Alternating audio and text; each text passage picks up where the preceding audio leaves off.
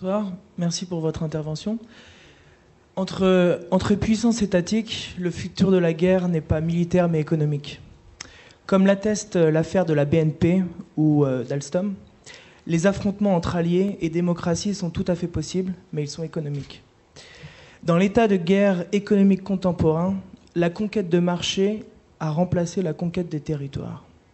Le point saillant du futur de la guerre est désormais dans le fait que l'économie est utilisée par l'État pour accroître sa puissance, tandis que dans le passé, l'État utilisait l'instrument militaire pour accroître sa puissance.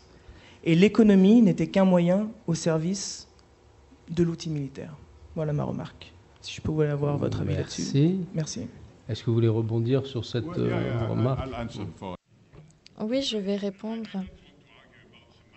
Je ne vais pas rentrer dans une discussion terminologique, mais pour moi, il y a une grande différence entre la guerre et la concurrence économique. Et je suis surpris de savoir que les États mobilisent les économies pour conquérir des marchés. Je sais que le monde est aujourd'hui dominé par des sociétés. C'est un monde de libre-échange dans l'ensemble. Donc ce sont des sociétés qui rentrent en concurrence les unes avec les autres. Et dans les années 80-90, on se surprenait aux États-Unis que les voitures japonaises remplacent les voitures états-uniennes. Mais aucun État n'a agi en ce sens. Les États-Unis n'ont pas imposé d'obstacles, de barrières aux échanges pour maintenir les voitures japonaises à l'extérieur. Les voitures et les télévisions japonaises ont conquis le marché américain parce que les États-Unis les achetaient, parce que c'était de meilleurs produits, tout simplement. Donc c'est justement ce à quoi nous assistons aujourd'hui, la concurrence économique dans un monde d'échanges mondialisés est un processus qui comporte beaucoup plus de récompenses que la conquête territoriale. Et c'est là l'un des éléments du changement auquel nous assistons depuis le début de la révolution industrielle. Bonjour. Vous nous avez expliqué que les risques de conflit dans des pays développés comme les nôtres diminuent. La raison essentielle n'est-elle pas que le démocrate que nous sommes ne veulent plus mourir? Ils ne veulent plus mourir pour la religion, ils ne veulent plus mourir pour le communisme ou le nazisme, ils ne veulent plus mourir pour la nation, ils ne veulent plus faire la guerre. Donc ceci n'est-il pas un danger pour ces pays démocratiques que vous dites, qui pourrait être une tentation pour des gens qui n'ont pas les mêmes scrupules et la même manière de penser? Oui, ce qui est un progrès deviendrait un danger. Just 2 points. Oui, alors je vous rejoins complètement et je vous dirais, et je tiens à rappeler à tout le monde que Athènes était une démocratie. Et pourtant, les citoyens, les pères, c'était les promoteurs de la guerre parce qu'ils en bénéficiaient. Leur empire s'agrandissait. Donc ce qui a changé, c'est pas le statut démocratique, c'est le fait que non seulement ce sont des sociétés démocratiques, mais des sociétés, disons, qui ont connu une certaine richesse, et donc on n'a plus besoin d'aller à la guerre. Je veux dire, et c'est là qu'on se rend compte de la futilité de la chose, lorsque les sociétés sont devenues prospères.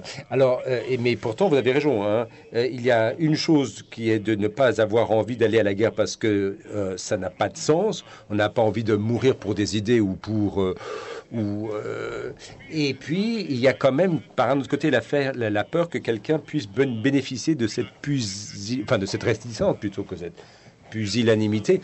Et on a un bel exemple dans les années 30.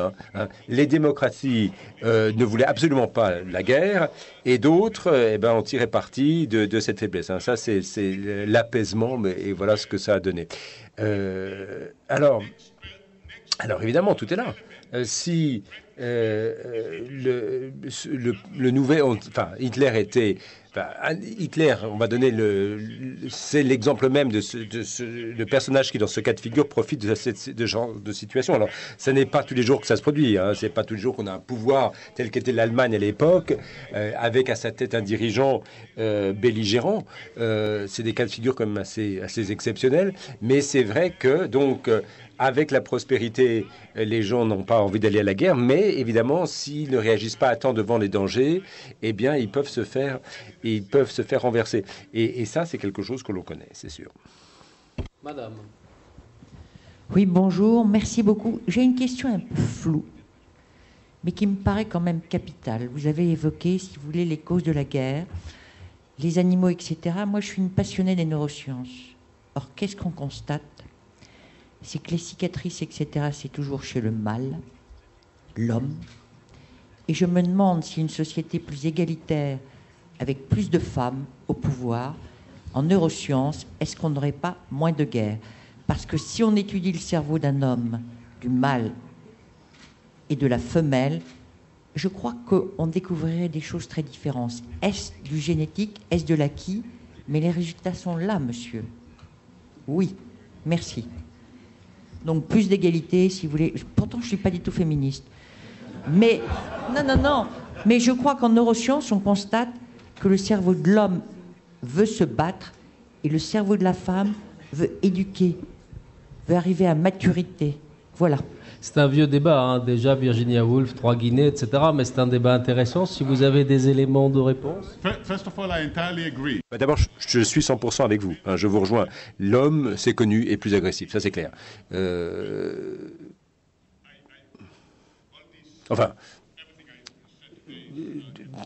Enfin, tout ce que je dis se retrouvera dans mon livre publié en 1976, où je parle déjà de cela, et où on parle justement des différences entre hommes et femmes de ce point de vue-là. Donc, en tout cas, dans nos contrées, et pour des raisons d'évolution, on voit que la femme est souvent moins agressive que l'homme.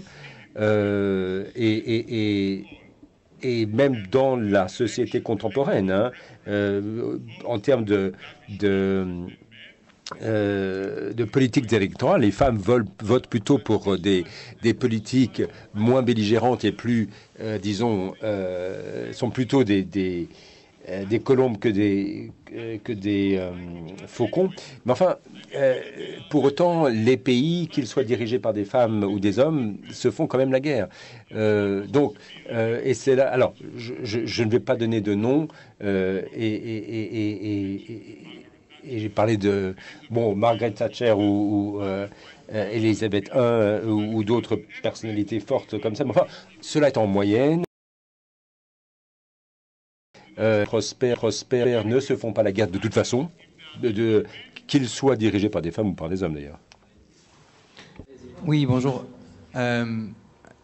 Merci pour l'intervention, pour votre conférence. Je voulais simplement savoir comment on fait comment, de votre point de vue, on peut passer d'une société. Vous dites que la différence entre une société qui veut faire la guerre et une société qui, de l'interne, ne souhaite pas la guerre, c'est une division surtout developed and not non-developed sur l'idée d'industrialisation. Mais comment on passe d'une société à une autre? D'un point de vue comme la Chine, justement, je vois mal la possibilité pour la Chine de passer d'une société qui veut la paix à qui était au départ une société qui voulait la guerre. Surtout pas au simple point de vue de l'industrialisation. Merci.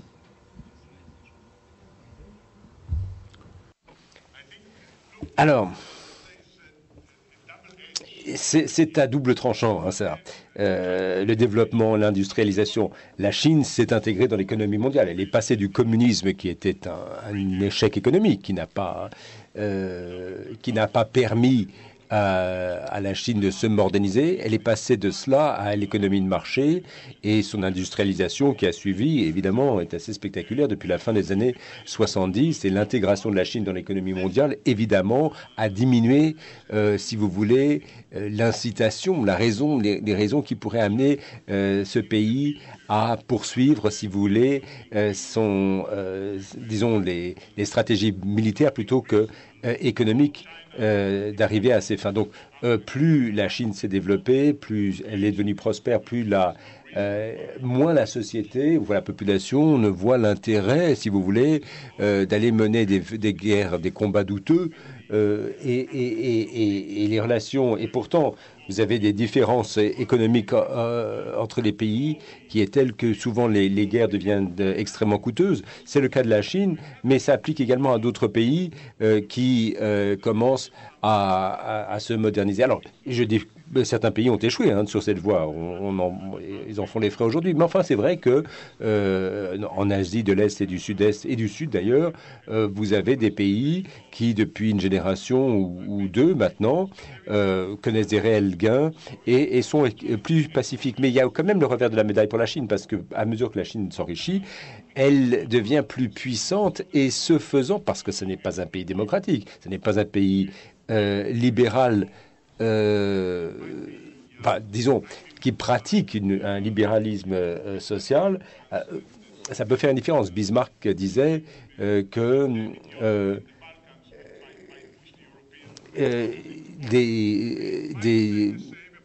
quelques stupidités dans les Balkans peuvent amener les pays européens à se faire la guerre. Bon, ben, c'est ce qui s'est passé.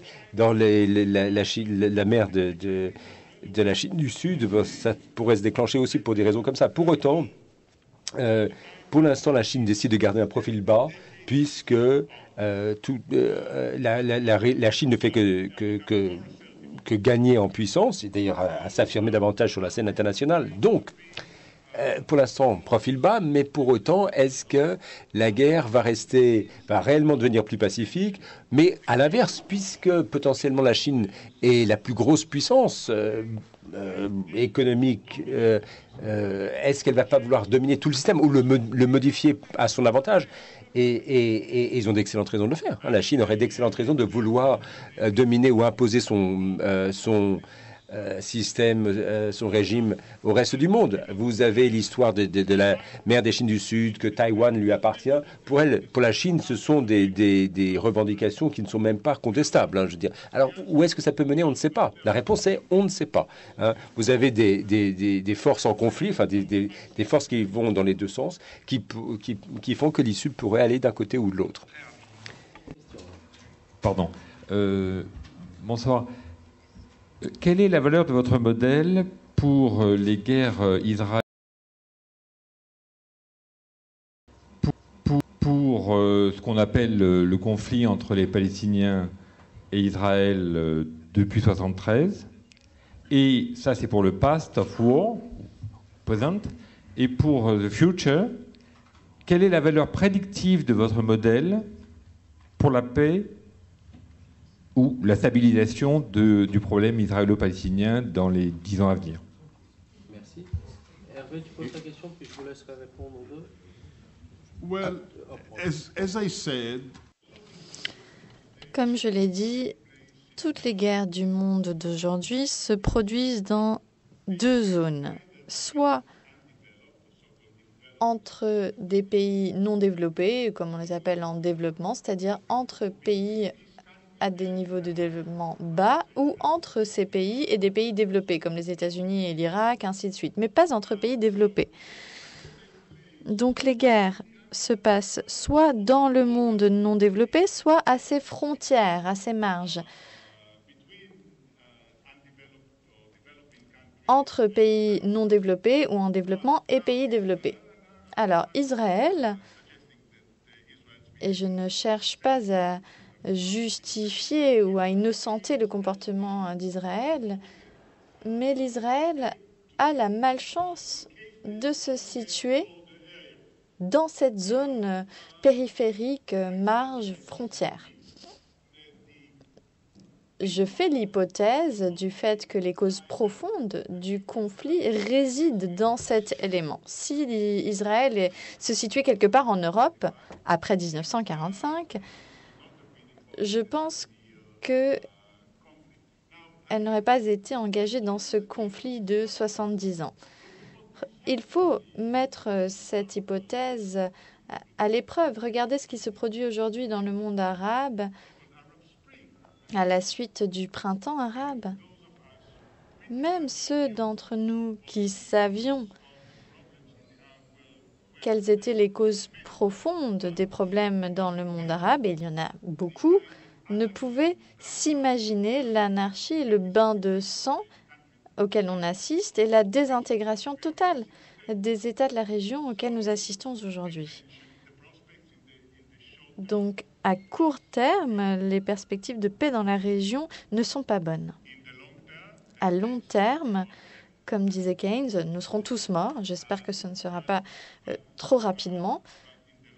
Mais à plus long terme, la paix dans la région dépend des pays de la région qui choisissent de parcourir ce chemin de la modernisation. Et aujourd'hui, elles en sont loin.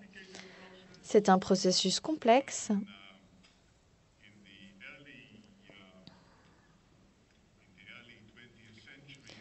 Au début du XXe siècle, Max Weber a dit qu'il y a deux cultures qui s'opposent fermement à la modernisation. C'est la culture confucienne de la Chine et l'islam. Et aujourd'hui, s'agissant du monde de la Chine, on voit qu'il avait tort, qu'aujourd'hui, les valeurs confuciennes sont aujourd'hui considérées comme la cause de la réussite économique de la Chine.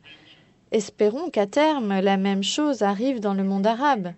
Nous ne pouvons qu'espérer. Mais quand? Certainement pas très bientôt.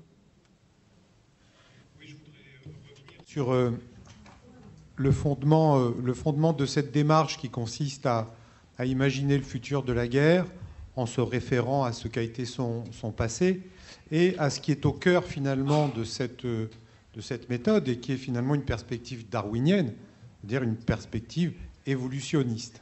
Alors, est-ce que, malgré tout, on ne risque pas de cette façon de surévaluer, de surestimer les éléments de continuité, alors que précisément, me semble-t-il, le caractère essentiel de la guerre, c'est au contraire la rupture. Prenons le cas des deux guerres mondiales.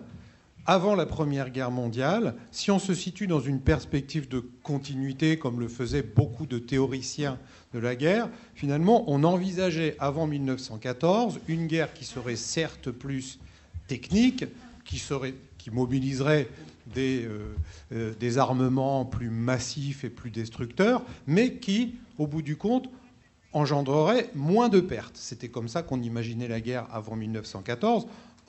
Or, et notamment, ceux qui le faisaient se basaient sur l'étude des conflits récents, en particulier la guerre russo-japonaise, la guerre des bourgs, etc. Et donc, des éléments de rupture sont survenus et font que la Première Guerre mondiale n'a pas du tout ressemblé à celle qu'on imaginait. Deuxième Guerre mondiale maintenant, l'élément de rupture, ça a été, contrairement à ce qu'a été la Première Guerre mondiale, qui a été une guerre essentiellement meurtrière pour les militaires. Cette fois, c'est l'introduction des civils dans l'estimation globale des pertes. Bref, si on se place d'un point de vue qui est un point de vue très surplombant, qui finalement vise à évaluer le nombre de pertes de guerre à une échelle qui est une échelle planétaire et qui est le point de vue de l'humanité en tant qu'espèce. Est-ce qu'on ne risque pas ici de surestimer donc les éléments de continuité et de perdre de vue tout ce qui est constitutif de ce qui a souvent fait la guerre et qui sont les éléments, au contraire, de rupture?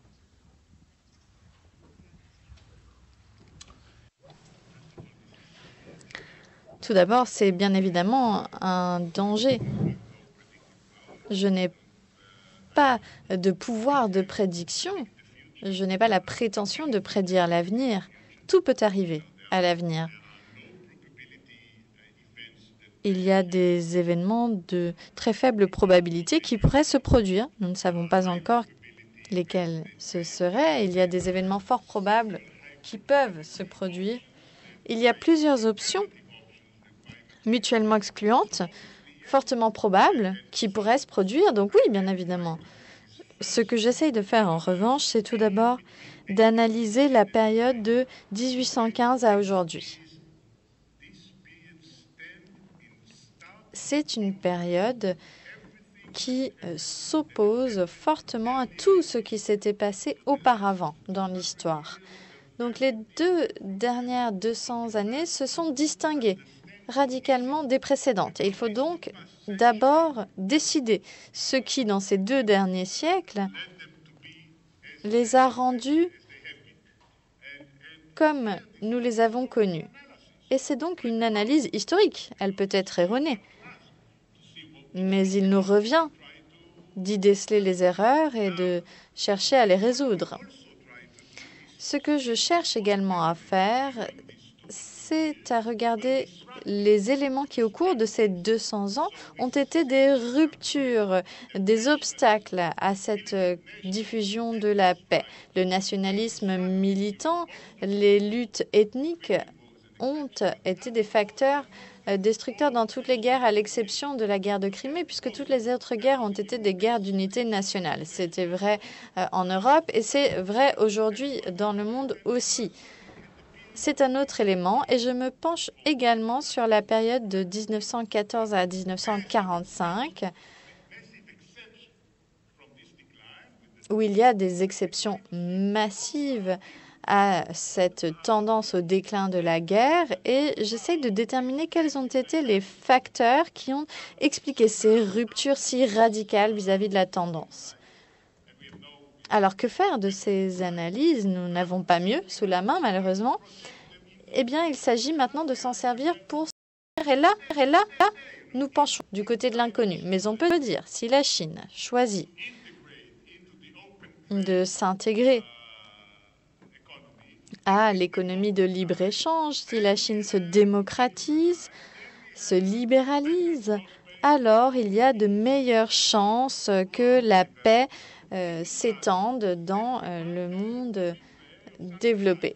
À défaut, nous pourrions assister au retour du chaos, par exemple, auquel nous avons assisté pendant les périodes de guerre mondiale, même si aujourd'hui les armes nucléaires font obstacle à des catastrophes de cette envergure. Mais je regarde aussi les ruptures, les discontinuités que des acteurs non étatiques sont aujourd'hui capables d'apporter avec leur potentiel de destruction massive. Je pense, et je l'ai dit, que ce sont les armes biologiques les plus graves puisqu'elles sont faciles à se procurer et très mortelles. Les armes chimiques sont moins mortelles, les armes nucléaires sont difficiles à obtenir, mais les armes biologiques ont les deux avantages. Et c'est un élément de rupture, c'est-à-dire un acteur non étatique qui possède aujourd'hui ce type d'armes. Est-ce que cela va se concrétiser au cours du XXIe siècle? Je ne le sais pas. J'espère que non, mais je ne peux pas en être certain. J'ai bien peur que cela succède quelque part à un moment encore incertain. Non, mais tu vas rebondir. Tu rebondis, tu fais ta... Voilà, on attendait ton troisième point et ta troisième question. On va conclure là-dessus.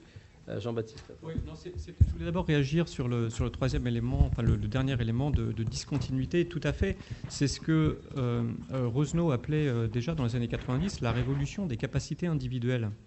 Et on l'a vu récemment, et pas seulement avec des conséquences matérielles comme le fait d'être en possession d'armes de destruction massive ou qui présentent un risque biologique, chimique, nucléaire, etc., radioactif, mais aussi tout simplement grâce aux technologies de l'information et de la communication, qui jouent aussi un rôle. Autrement dit, aujourd'hui, un petit groupe de personnes, voire une seule personne, pensez à ce qu'on a appelé l'effet Snowden, peuvent avoir un impact global beaucoup plus grand qu'avant. Et grâce notamment à cette technologie de l'information et de la communication, qui joue aussi un rôle dans le succès de Daesh, par exemple. La communication de Daesh est spectaculaire et très intéressante à analyser. Donc la révolution des capacités individuelles, c'est ce qui a permis le 11 septembre. C'est ce qui a permis l'effet Snowden, c'est ce qui a contribué au succès de Daesh, et c'est l'un des éléments, effectivement, de discontinuité. Mais je voulais revenir sur la troisième question, puisque, logiquement, on s'est d'abord demandé quelles étaient les causes de la guerre, quelles étaient les causes de la diminution de la guerre, ou en tout cas d'un certain type de guerre. Je recontextualise en disant qu'il s'agissait bien des guerres interétatiques. Il faut préciser, sinon il peut y avoir une confusion. Et comme la démocratisation est l'un des facteurs qui permet d'expliquer cette réduction, mais seulement l'un des facteurs, puisque Azargat l'a bien recontextualisé lui-même dans le socle du trépied kantien et qui est la révolution industrielle et technologique des 19 et 20e siècles, on peut se demander est-ce que cette démocratisation va durer? Et est-ce qu'elle est, comme on le suppose, inéluctable, comme les libéraux, classiquement, ont tendance à le supposer? Et là, la réponse d'Azargat est plutôt... pessimiste, en disant non, attention, ne soyez pas naïfs, la démocratisation, la vague de démocratisation qui est réelle, on peut le montrer statistiquement, n'est pas nécessairement inéluctable.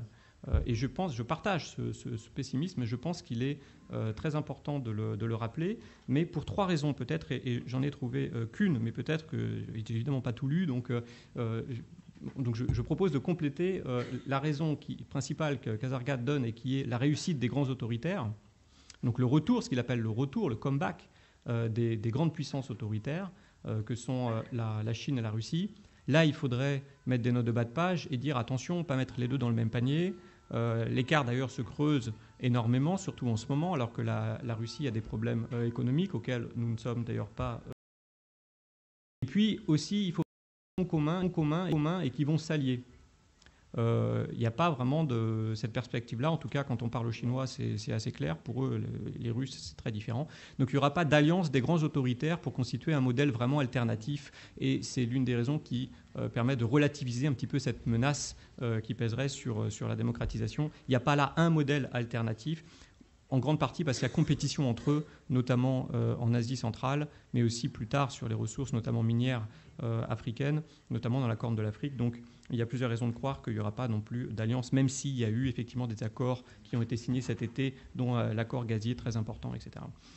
Les 2 autres facteurs que j'ajoute à cette relative réussite des grands autoritaires qui permettent d'être pessimistes sur l'évolution de la démocratisation, c'est une question interne, la crise de la démocratie en Occident. Autrement dit, si le modèle autoritaire est attractif, ce n'est pas seulement parce qu'il a des réussites, par exemple la Chine, c'est aussi parce que notre modèle démocratique occidental est en crise. Et les symptômes de cette crise de la démocratie en Occident, ils sont bien connus. C'est l'abstention croissante aux élections, c'est la défiance de l'opinion à l'égard des élus, c'est une certaine forme de renoncement à défendre nos idéaux aussi. Comparer par exemple l'indifférence dans laquelle évolue la Hongrie d'Orban aujourd'hui au cœur de l'Europe avec l'indignation qu'il n'y a pas si longtemps soulevait l'Autriche de Haider. C'est intéressant cette comparaison. Et elle dénote quelque chose, forme de renoncement peut-être. On peut se demander si l'Europe, qui a été bâtie sur des valeurs précisément, n'est pas en train de devenir un animal réel politique. Et puis le dernier facteur, c'est l'ambivalence des émergents. Il ne faut jamais oublier les émergents. Hubert Védrine le rappelle souvent, il a raison.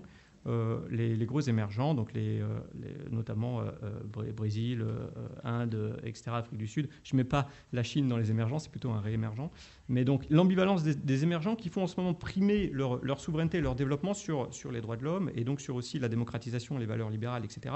Ils ont tendance à placer les deux dans une disjonction exclusive, comme s'il fallait choisir, et à revendiquer une sorte de droit de rattrapage, qui revendique aussi dans les discussions, les négociations climatiques, pour justifier le fait que quelque part la population adhère globalement à cette idée qu'on peut sacrifier la démocratie, les droits de l'homme pour le développement. Donc tout ce qui compte, c'est qu'on se développe, c'est ça qui est le plus important, et même si ça se fait au prix de la démocratie, ça passe au second rang.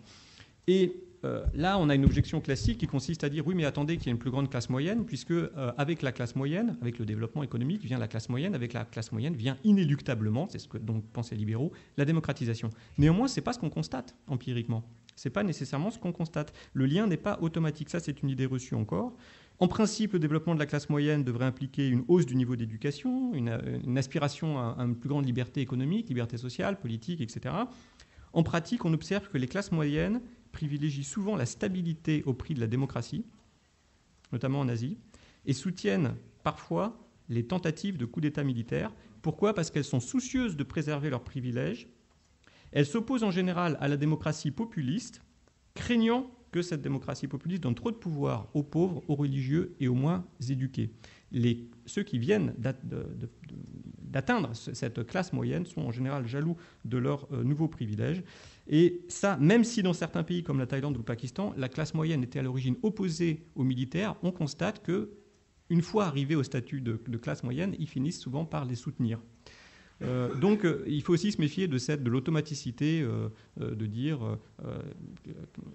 développement économique implique classe moyenne, qui implique nécessairement démocratisation. Ce n'est pas aussi automatique que ça. Voilà les 3 raisons. Pour récapituler, relative réussite des grands autoritaires, en tout cas de certains, en ce moment la Chine plus que la Russie. Deuxièmement, crise de la démocratie en Occident, raison interne. Ils réussissent, mais aussi on a des échecs, des failles en ce moment, des doutes. Et puis l'ambivalence des émergents qui, comme leur nom l'indique, comptent de plus en plus dans le monde. Donc ce sont les 3 les trois raisons que j'ai d'être, comme Azargat, pessimiste quant à la démocratisation. Ça ne veut pas dire qu'elle ne se poursuivra pas, ça veut dire qu'elle n'est pas inéluctable. Et ta question? Non, c'était est-ce qu'il était d'accord avec ces deux autres?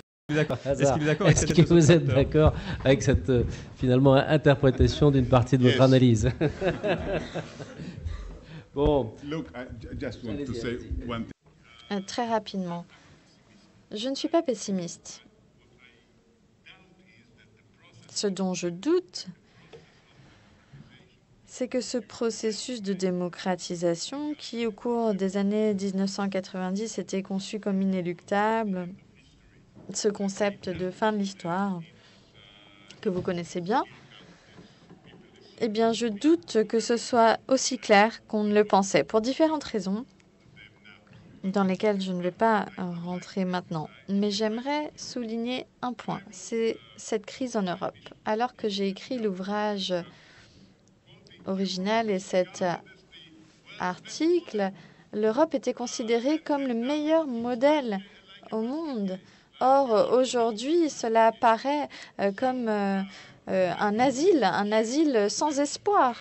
Et ce changement de perception et cette influence dont l'effet est mondial, puisque cela s'étend aux pays qui regardaient vers l'Occident, vers l'Europe, comme un modèle qui fonctionnait, comme une certitude de savoir qu'une bonne société, une bonne économie, un bon système politique ressemblait à cela, et bien tout cela est désormais terni. Et cela, bien entendu, ébranle la confiance dans les régimes démocratiques, renforce la Chine, la Russie et a des effets au niveau de la planète. J'ajouterais simplement que nous avons déjà assisté à cela par le passé. C'était les années 1930. Dans les années 20, la démocratie semblait régner et les États-Unis démocratiques étaient la seule superpuissance et son modèle était conçu comme le modèle pour tous dans les années 20. Mais avec le crash boursier, la démocratie est devenue quelque chose de dysfonctionnel pour l'opinion et cela a conduit au fascisme, au totalitarisme des années 30, au nazisme, au communisme. La démocratie libérale capitaliste a semblé être en faillite comme modèle. Nous espérons que la démocratie capitaliste de marché pourra se reconstruire, se remettre, s'adapter. Mais il faut garder à l'esprit les effets négatifs de cet effondrement dans les années 30. Sincèrement, j'espère et je crois que nous n'allons pas assister au même scénario que dans les années 30, mais on ne sait jamais. C'est une conférence tout à fait passionnante, avec une argumentation extrêmement solide. Je dois dire que vos paroles finales, qui d'une certaine manière parsemaient déjà votre intervention sur la nécessité d'un certain optimisme, d'un optimisme de la volonté et aussi du challenge pour les Européens d'être à la hauteur du modèle qu'à un moment ils ont su construire, qui certes aujourd'hui est en difficulté mais qui doit être en recharge idéologique, me paraît un message pour nous tous. Et d'abord, je voulais vous dire qu'on est heureux de vous avoir une fois. On espère vous avoir vite une seconde fois. Alors on va regarder si c'est pour le colloque de cette année ou en tout cas pour l'année prochaine. Merci beaucoup de cette contribution.